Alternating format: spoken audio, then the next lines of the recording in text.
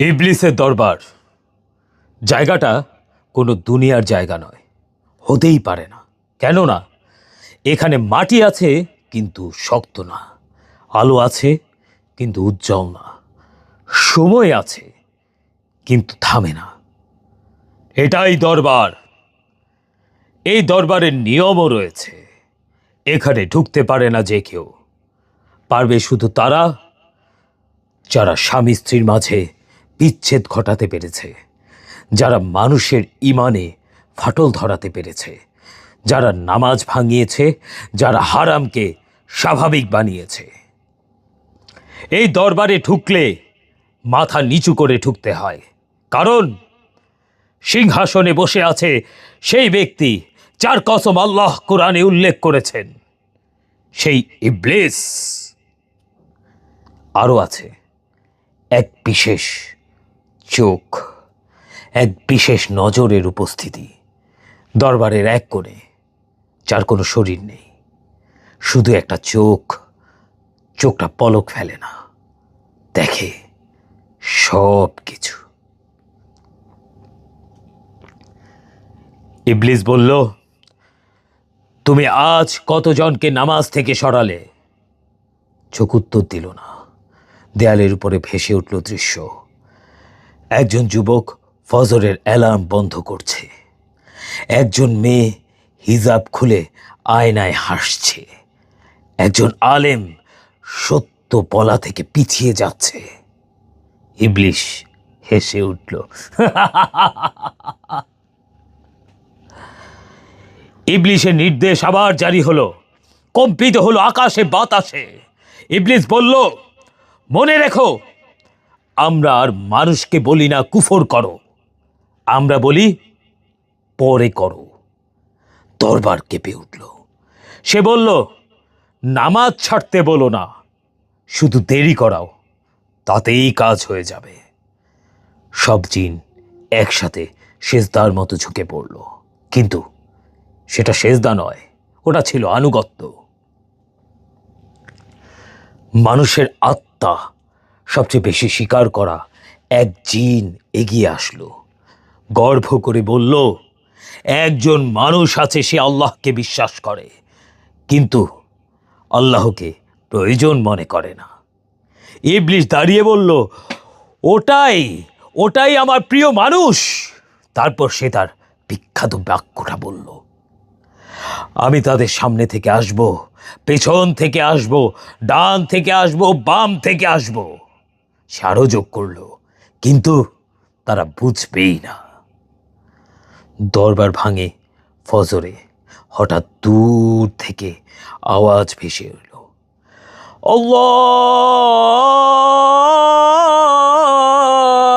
আল্লাহু আকবার। দরবারের আগুন নিভে গেল, জিনেরা ছত্রভঙ্গ হয়ে গেল। ইবলিস দাঁড়িয়ে রইল, চোখের দিকে তাকিয়ে বলল, ওরা আবার জেগে উঠছে। চোখ ধীরে ধীরে অদৃশ্য হলো।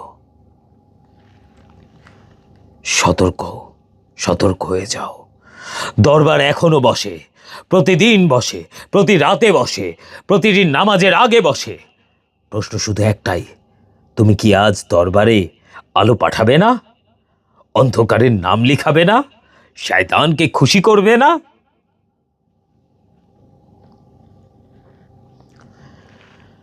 রাত তখন শেষের দিকে, ফজরের আজান দেওয়ার আগে, সেই সময় যখন আকাশের দরজা খোলা থাকে আর জিনেদের চলাফেরা হয় সবচেয়ে বেশি। জিনেদের নজর, যে তাকায় সে ভাঙে। ওদের মধ্যে একজন ছিল সবচেয়ে পুরনো, সবচেয়ে ঐশব্দ। নাম ছিল না, নামের কোনো প্রয়োজন নেই, কারণ নাম উচ্চারণ করলেই সে তোমার দিকে তাকাতে পারে। জিনেদের জগতে তাকে বলা হতো, যার নজর পড়ে তার তীর দুর্বল হয়ে যায়, ধরা পড়ে যায় বড়শিতে গাঁথা মাছের মতো আর ছটফট করে। সেই ইবলিসের সেনাদের মধ্যে থেকেও সবচেয়ে ভয়ঙ্কর, কারণ সে মানুষকে ছোঁয় না, শুধু তাকায়। চুক্তির রাত। মানুষ আর জিনেদের চুক্তি খুব পুরনো। আল কোরআনেই রয়েছে, কিছু মানুষ জিনেদের কাছে আশ্রয় চাইত, আর তাতেই তারা আরো অহংকারী হয়ে উঠত। এই গল্পের শুরুটা হয় ঠিক সেখান থেকেই। একদল মানুষ, ক্ষমতালোভী, ঈমান শূন্য, বলেছিল, আমাদের এমন শক্তি দাও যাতে মানুষ আমাদের কথা না শুনেও মানে। জবাবে অদৃশ্য কণ্ঠ বলেছিল, আমরা তোমাদের শক্তি দেব না, আমরা তোমাদের নজর ধার দেব, বিনিময়ে তোমার জীবন, আত্মা আমার কথা মতো চলতে হবে। তারপর সেই মানুষের কথা মতো নজর কাজ দেখায়। সে চোখ দিয়ে মানুষের ভয় বাড়ায়, লজ্জা মুছে দেয়, হারামকে সুন্দর দেখায়, হককে সন্দেহে পরিণত করে। সে যেই বেশি তার দিকে ফিরে ফিরে তাকায় এবং তাকে সন্তুষ্ট করে, তার দিকেই সে বেশি আকৃষ্ট হয়, তাকেই সে নিজের করে নেয়, এবং সেই ব্যক্তিটির নামাজ ভারী লাগে, কোরআন বিরক্তিকর মনে হয়, গুনাহ সহজ লাগে। সে ভাবে, এটাই তো আমি, এটাই আমার নিজের মন, এটাই আমার চাহিদা। কিন্তু আসলে শয়তান তার নজর তার দিকে ফিরে ফিরে তাকিয়েছিল, এবং সেও শয়তানের নজরের দিকে তার নিজেকে সমর্পণ করে দিয়েছিল। সে নজরকে তার নিজেকে বিলিয়ে দিয়েছে। ওই ব্যক্তিটিকে দেখে আতঙ্কিত হয়ে এক বৃদ্ধ আলেম বলেছিলেন, আমি দেখেছি তার ভিতরে কিছু নজর আছে, কিছু চোখ আছে, যেগুলো তাকায় না কিন্তু জোঁকের মতো চুষে খেয়ে নেয়। তিনি বলেন, ঘুমের সময় আয়াতুল কুরসি না পড়লে, ঘরে কোরআনের আওয়াজ না থাকলে এবং পর্দা, তাকওয়া, জিকির কমে গেলে এই নজর সহজে ঢুকে পড়ে এবং তোমাকে গ্রাস করে ফেলে। এক যুবক, সব ঠিক ছিল, নামাজি, কিন্তু সে দিনরাত মোবাইলের স্ক্রিনে তাকিয়ে থাকতো। হঠাৎ একদিন বলল, আমি কিবলার দিকে তাকালে আমার অস্বস্তি লাগে। তারপরের দিন সে বলল, আমার আজান শুনলে রাগ লাগে। এভাবে সপ্তম দিনে সে আয়নার দিকে তাকিয়ে বলল, ওই চোখ আমার না। তারপর থেকে আর কেউ তাকে স্বাভাবিক দেখেনি। শেষ সতর্কতা সবার জন্য।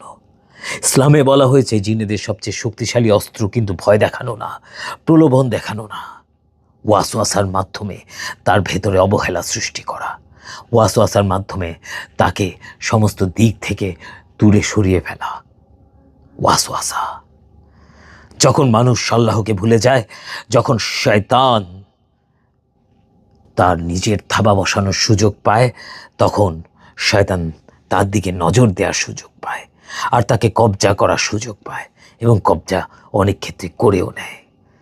যদি কখনো মনে হয় ঈমান হঠাৎ হালকা, নামাজে মন বসছে না, হারাম জিনিস সুন্দর লাগছে, আতঙ্কিত হয়েও না, ভয় পেও না, ওয়াসওয়াসাতে পড়ো না, ভেবো না আল্লাহ তোমার দিক থেকে মুখ ফিরিয়ে নিয়েছেন। বরং জিকির বাড়াও, কারণ শয়তান তার নজর দিয়ে তাকাতে পারে, কিন্তু আল্লাহর নাম, আল্লাহর জিকির সে সহ্য করতে পারে না।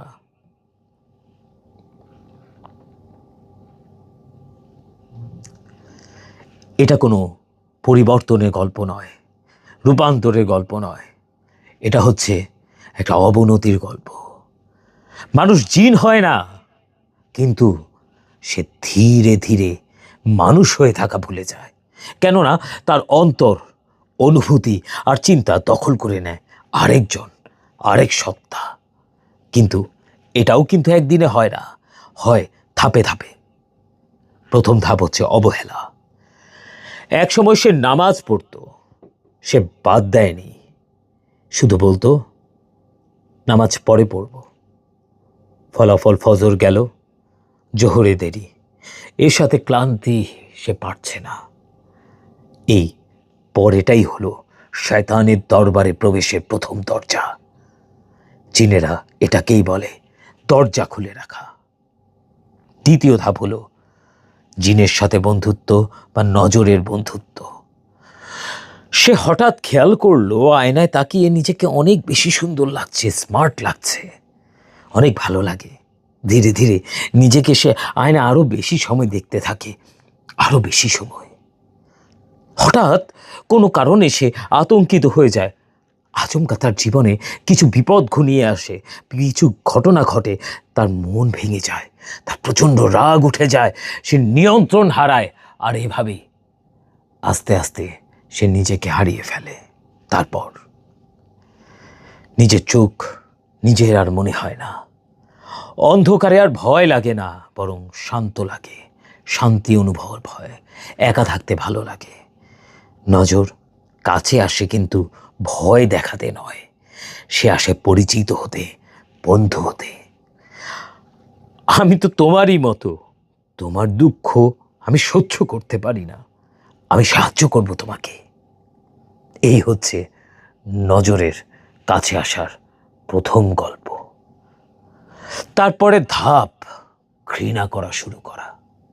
ঘৃণা করবে সে, তার মন অন্যরকম হয়ে যায়, কাছের মানুষজনকে অসহ্য লাগে, আজান বিরক্তিকর মনে হয়, কোরআন ভারী মনে হয়, নাসিহাত শুনলে রাগ আসে।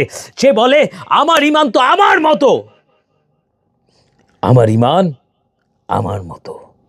আর জিনেরা এই বাক্যটাকে খুব পছন্দ করে, কারণ তখন ইমান আর আল্লাহর না, আল্লাহর নির্দেশনার মতো না, আল্লাহ যেরকম চান সেরকম না। ওই ব্যক্তির নিজের মন পছন্দের হয়ে যায়, নিজের বানানো, নিজের সংজ্ঞায়িত করা। তারপরে ধাপ হচ্ছে সীমানা ভেঙে ফেলা। একটা সময় সে আর গুনাহকে গুনাহ বলে না, বলে সবাই তো করে, আমি করলে সমস্যা কি, সবাই করে। হারাম আর তখন কালো থাকে না, ধূসর, কখনো কখনো উজ্জ্বল আলোকিত ধূম্র মায়াজাল, যেখানে প্রবেশ করলে আনন্দিত হয়, আর হালালকে মনে হয় দূরে থাকি। মনে হয়, আচ্ছা আমি হারামে জড়িয়েছি, আমাকে নিশ্চয়ই আল্লাহ ক্ষমা করবেন না। হারামকে আরও কাছে টেনে নেয়।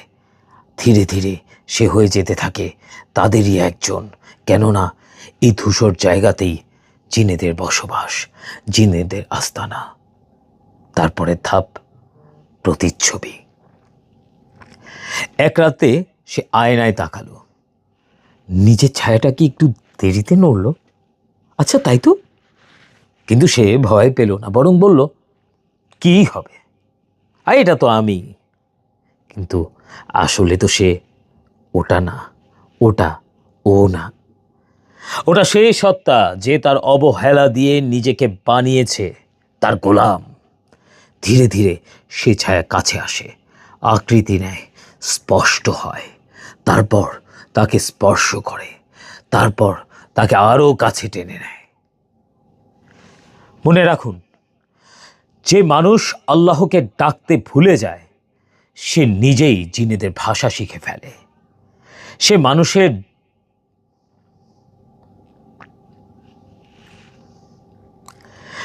মানুষ জিন হয় না শরীরগতভাবে, হয় নফসে, হয় অভ্যাসে, হয় সিদ্ধান্তে, হয় কলবে, হয় চিন্তা ভাবনায়। শেষ মুহূর্তে শেষে আর সে মানুষকে ভয় পায় না, জিনকেও ভয় পায় না। সে শুধু একটা জিনিসকেই সহ্য করতে পারে না, জিকির, আল্লাহ স্মরণ, নামাজ, ইবাদত, ভালো কাজ। আয়াতুল কুরসি শুনলে তার মাথা ধরে যায়, আজান শুনলে বুকে জ্বালা করে। তখন এই মানুষটার পুরো মানুষ থাকে না, কারণ সে মানুষ, কিন্তু জিন মানুষটার সত্তাকে জয় করে নিয়েছে, আয়ত্ত করে নিয়েছে। আর সেই মানুষটার দ্বারাই তৈরি হয়েছে নিজেরই এক ভয়াবহ গল্প, তার নিজের কারণেই। এই গল্পটা কিন্তু সবার ক্ষেত্রে শেষ হয় না, এই গল্পর শেষটা অনেকের ক্ষেত্রে লেখা হয়নি, কারণ এটা প্রতিদিনই কারো না কারো দ্বারা শুরু হয়। কিন্তু তুমি যদি এখনো ভয় পাও, এখনো আল্লাহর নাম শুনে শান্তি পাও, তাহলে জানো তোমার জন্য শয়তানের দরবারের দরজা এখনো খোলা হয়নি।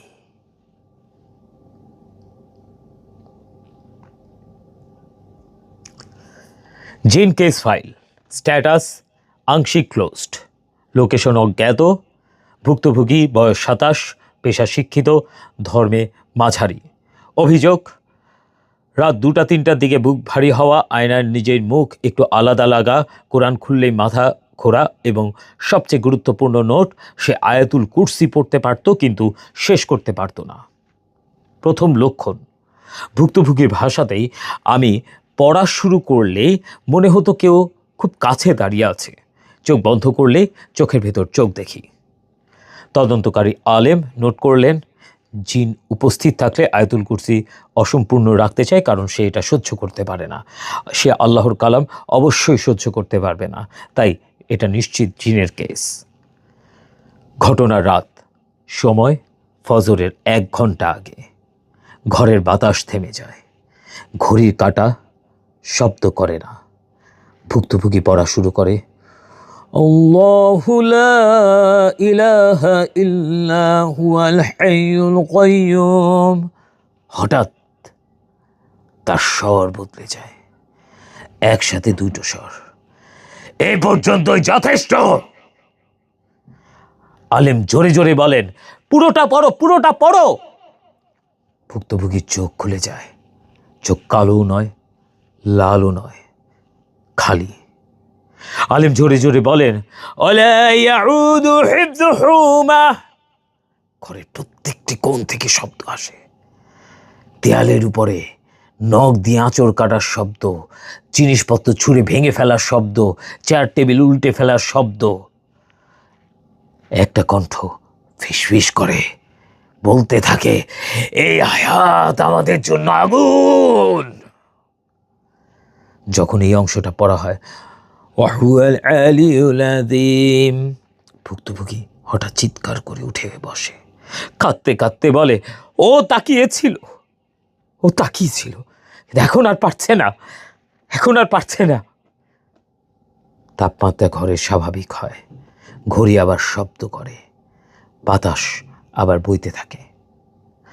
তদন্ত রিপোর্ট, জিনের কোনো স্থায়ী দখল ছিল না। দীর্ঘদিনের অবহেলা এবং নজরের প্রভাব রোগীকে জিনের স্বাভাবিকভাবে কবলে নিয়ে এসেছিল এবং আয়াতুল কুরসি ঢাল হিসেবে কাজ করেছে, অস্ত্র হিসেবে নয়। তাই জিনের মৃত্যু বা ধ্বংস হয়নি, স্রেফ সরে গেছে। পেশেন্ট আপাতত নিরাপদ।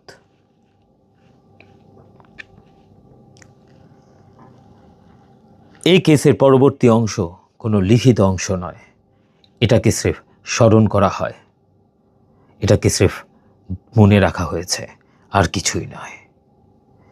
সেই যুবক যার কথা আগে কেস ফাইলে উল্লেখ ছিল, আয়াতুল কুরসি তাকে ছাড়িয়েছিল জিন আর তার প্রভাব থেকে, কিন্তু অন্তরকে সে পুরোপুরি ফিরিয়ে আনেনি।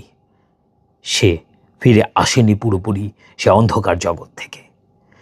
কারণ সে একটা জিনিস ভুলে গিয়েছিল, জিকির শুধু বিপদের সময়ই না, জিকির হলো শ্বাস, জিকির হলো প্রতিটি মুহূর্ত, জিকির হলো আমাদের জীবন। গভীর হচ্ছে রাত, একদম শান্ত, কোনো ভয় নেই, কোনো শব্দ নেই, কিন্তু এই শান্তিটাই সবচেয়ে ভয়ঙ্কর। সে বিছানায় শুয়েছিল, হঠাৎ মনে হলো আজ জিকির না করলেও চলবে।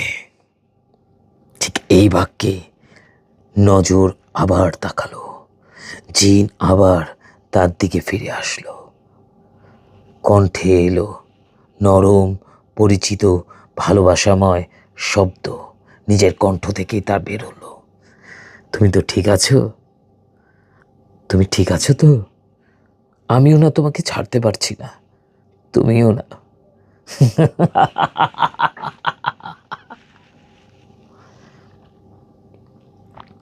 আলেমের কাছে ফোন দিয়ে শেষ চেষ্টা করলো তার আপনজন।